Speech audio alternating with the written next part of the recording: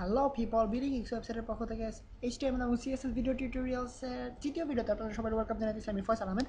So last video tutorial আমরা দেখেছিলাম কীভাবে জাস্ট ট্যাগ সম্পর্কে আমরা কিছু আইডিয়া নিয়েছিলাম এবং ট্যাগসগুলো আসলে কীভাবে কাজ করে এবং ট্যাগসের ইউজটা আসলে কী সে সম্পর্কে কিছু আলোচনা হয়েছিল। বাট বেসিক্যালি তেমন কিছু শেখা হয়নি, জাস্ট কীভাবে একটা ওয়েবসাইটের টাইটেল দিতে হয় সেটা শিখেছিলাম। এবং আজকে থেকে আমরা শুরু করবো বেসিক্যালি কীভাবে ওয়েবসাইট ডেভেলপ করতে হয় এবং ওয়েবসাইটের কন্টেন্ট সম্পর্কে আমরা ধারণা নেওয়া শুরু করবো। সো এই ওয়েবসাইটটা একটু অসাম টাইপের একটা এই টিউটোরিয়ালটা আসলে ওয়েবসাইট না, এই টিউটোরিয়ালটা একটা অসাম টাইপের টিউটোরিয়াল হবে এবং আপনারা এর মাধ্যমে একটা অসাম টাইপের একটা সাইট ক্রিয়েট করতে পারবেন আশা করি। সো শুরু করা যাক। আমরা লাস্ট টিউটোরিয়ালে হেডার সম্পর্কে হেড ট্যাগ সম্পর্কে কিছুটা কথা বলেছিলাম এবং আজকে আমরা বডি সম্পর্কে কথা বলবো, যেখানে আমরা ওয়েবসাইটের কন্টেন্ট নিয়ে আলোচনা করবো। এবং ওয়েবসাইটের কন্টেন্টের ক্ষেত্রে আমরা জানি যে বডির ভিতরে আমাদেরকে প্রোগ্রামিং কোডিংগুলো করতে হবে, যার ফলে আমরা ব্রাউজারের মধ্যে আমরা দেখতে পাবো জিনিসগুলো। বাট হেডারের মধ্যে আমরা যেগুলো থাকবে সেগুলো আমাদের ব্রাউজারের জন্য কিছু এক্সট্রা ইনফরমেশন। সো বডিতে আমরা শুরু করা যাক কোডিং। সো প্রথমে আপনাদেরকে ধরা যাক আমরা বডিতে যে কোনো একটা লেখা চাচ্ছি। লাস্ট লাস্ট ভিডিও টিউটোরিয়াল অনুযায়ী আমরা যে সাইটটা ক্রিয়েট করেছিলাম এখানে জাস্ট ব্ল্যাঙ্ক একটা সাইট। আমরা যদি কিছু গাধা ভিউয়ার চাই সেক্ষেত্রে আমাদেরকে আই মিন গাধা ভিউয়ারও শুধুমাত্র ব্ল্যাঙ্ক একটা ওয়েবসাইটে ভিজিট করবে না। সো আমাদেরকে চেষ্টা করতে হবে যেন এটা একটা কুল হয় এবং একটা অলসাম টাইপের একটা ওয়েবসাইট হয়। সো সেই জন্য আমরা প্রথমে আমরা বেসিক থেকে শুরু করবো, একেবারে বেসিক থেকে। প্রথমেই আপনাদেরকে কীভাবে গেম বানাতে হয় ওয়েবসাইটে, অথবা কীভাবে আমরা ধরা যাক আমরা ভিডিও কীভাবে তৈরি করবো ওয়েবসাইটে, অথবা আমরা এনিথিং ইমেজ কীভাবে অ্যাড করবো, এইসব হেভি জিনিসগুলো শেখানোর আগে আপনাদেরকে অবশ্যই বেসিকগুলো জানতে হবে।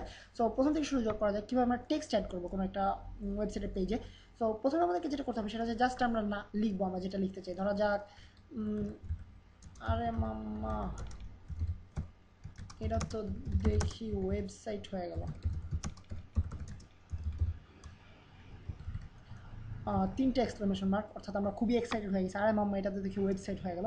সো আমরা সেভ করে দেখি। প্রথমে আপনারা বিভিন্নভাবে সেভ করতে পারেন, ফাইলসে গিয়ে সেভ দিতে পারেন, অথবা আমি যেটা করি বেসিক্যালি সেটা হচ্ছে CTRL+S প্রেস করি, শর্টকাট। সো সেভ করার পরে আমরা পেজটাকে লোড করে দেখি, রিলোড করে দেখি।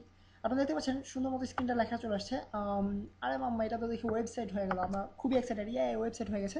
সো নেক্সট আমরা দেখবো কীভাবে আমরা এই লেখাটা একেবারে প্লেন একটা টেক্সট। সো আমরা নিশ্চয়ই ওয়েবসাইটে প্লেন টেক্সটের মাধ্যমে ওয়েবসাইট বানাবো। আমরা চেষ্টা করবো ওয়েবসাইটটা যেন কুল হয় দেখতে এবং ভিউয়ারের যেন অ্যাট্রাকশন ধরে রাখতে পারে।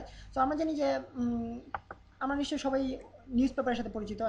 যারা অনলাইন থেকে একটু দূরে থাকতে পছন্দ করেন তারা নিউজ পেপারের সাথে অনেকখানি পরিচিত। বাট আমরা যারা অনলাইনে থাকি সবসময় তাদের জন্য হচ্ছে অনলাইন নিউজ পেপার। সো তবুও তাদের জন্য বলতেছি যে সবাই নিশ্চয়ই খেয়াল করেছেন যে নিউজ পেপারের হেডিংগুলো খুবই দৃষ্টি আকর্ষক হয়, অর্থাৎ যেন নিউজে কী থাকলো না থাকলো সেটা অ্যাট্রাক্ট করার জন্য আমরা জাস্ট হেডিং দিয়ে আমরা ভিউয়ারকে অ্যাট্রাক্ট করার চেষ্টা করি। সো আমরা ওয়েবসাইটের ক্ষেত্রে আমরা চেষ্টা করবো হেডিংগুলো যেন আমাদের স্পেশাল হয়।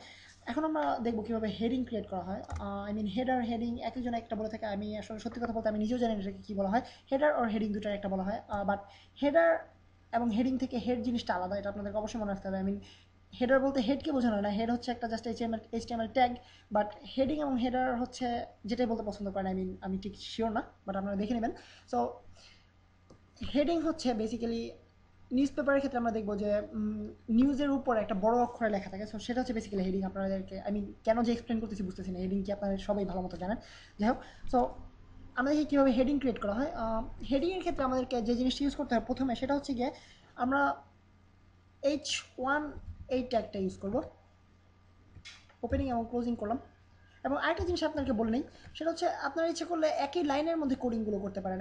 আমি আলাদা আলাদা লাইনে করতেছি যেন আপনাদের দেখতে সুবিধা এবং ব্যাপারটা দেখতে একটু clean and neat and clean মনে হয়। বাট আপনারা একই লাইনের মধ্যে করতে পারেন। আপনাদেরকে দেখানো যাক কীভাবে। সো আপনারা কোডিংটা এভাবে করতে পারেন, একই লাইনের মধ্যে টাইটেল, ওপেনিং এবং ক্লোজিংটা এবং ভিতরে লেখাগুলো লিখতে পারেন। এটা আপনাদের সম্পূর্ণ নিজের ইচ্ছা। বাট প্রোগ্রামটাকে নিট অ্যান্ড ক্লিন দেখানোর জন্য, এবং যেহেতু এটা একটা টিউটোরিয়াল ভিডিও, আমরা খুব ডিপের জিনিসপত্র শিখতেছি না, এই জন্য আমি জাস্ট নিট অ্যান্ড ক্লিন রাখার জন্য আলাদা আলাদা লাইনে কোডিংগুলো করতেছি।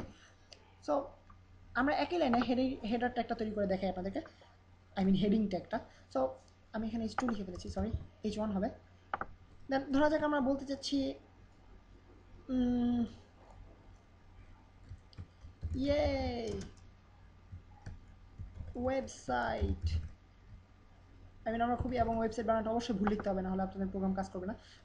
আমরা খুবই এক্সাইটেড হয়ে গেছি, একটা ওয়েবসাইট আমরা একটা টাইটেল দিয়ে দিতে চাচ্ছি যে হেডিং থাকবে বড় করে যে ওয়েবসাইট, দেন আমাদের নিচে লেখা থাকবে। সো দেখা যাক আমরা প্রোগ্রামটা রান করে কী পাই, দেন আপনাদেরকে এক্সপ্লেন করা যাক। আগে সেভ করে নিই, দেন রিলোড করলে দেখতে পাবেন আপনারা বড় হাতের লেখা চলে আসছে স্ক্রিনে, বোল্ড অক্ষরে। আই মিন এটাকে বলা হয় বোল্ড অক্ষর, আপনারা যারা জানতেন না তাদের জন্য বলতেছি, এটাকে বলা হয় বোল্ড, আই মিন মোটা অক্ষরে লেখা। সো বোল্ড অক্ষরে আমরা দেখতে পাচ্ছি ওয়েবসাইট, দেন আমরা নিচে লেখা দেখতেছি যেটা নর্মাল লেখা, নর্মাল টেক্সট। তো চার মাম্মা এটা তো দেখি ওয়েবসাইট হয়ে গেল। সো বেসিক্যালি এটা হচ্ছে হেডিং, অর্থাৎ আমাদের ওয়েবসাইটের হেডিং হচ্ছে কি আমরা H1 ট্যাগের মধ্যে তৈরি করবো।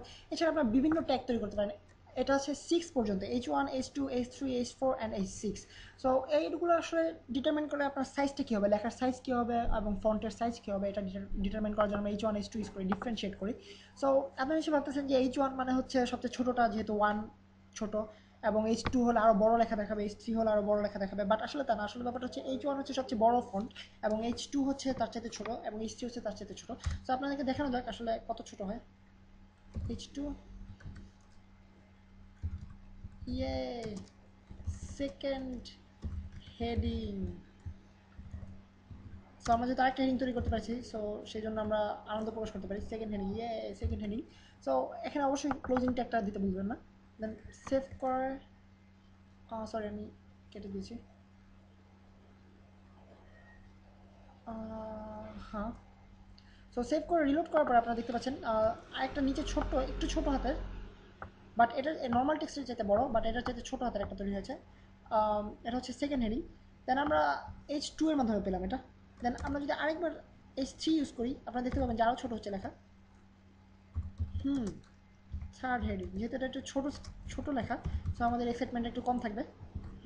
থার্ড হেডিং, আই মিন কোনো ব্যাপার না, এটা হতেই পারে। দেন আমরা সেভ করে পেজটা লোড করে দেখি। তারপর দেখতে পাচ্ছেন একটু ছোটো হাতে লেখা চলে আসছে, বাট বোল্ড অক্ষরে এবং নর্মাল টেক্সটের চেয়ে তার একটু বড়। এটা হচ্ছে আমাদের H3। এভাবে আপনারা চেক করে দেখতে পারেন H6 পর্যন্ত আসলে কী ঘটে। সো বেসিক্যালি 6টা ধরনের হেডিং দেওয়া যায়। এটা হচ্ছে H1, H2, H3 এবং H4 এবং H5 এবং H6। সো আই মিন আমরা পরবর্তী টিউটোরিয়ালগুলোতে শিখবো কীভাবে আরও কুল করা যায়, ওয়েবসাইটকে আরও সুন্দর করা যায় দেখতে এবং আরও অ্যাট্রাকটিভ করা যায়। বাট বেসিক থেকে শুরু করতে গেলে আমাদেরকে টেক্সট সম্পর্কে আলোচনা করতে হবে। তাই আজকে টিউটোরিয়ালটা আশা করি আপনাদের কাছে খুব একটা বোরিং লাগেনি, বাট আপনারা যেহেতু শিখতে পারতেছেন যে কীভাবে, আই মিন বেসিকগুলো থেকে যেহেতু শুরু করতে পারতেছেন, আশা করি আপনাদের পরবর্তী জিনিসগুলো শিখতে আরও সুবিধা হবে এবং পরবর্তী জিনিসগুলো আপনারা আরও সহজে কাজে লাগাতে পারবেন। সো নেক্সট টিউটোরিয়ালগুলোতে আপনাদের সাথে দেখা হবে। আমি সাইন অফ করতেছি, ফয়সাল আহমেদ।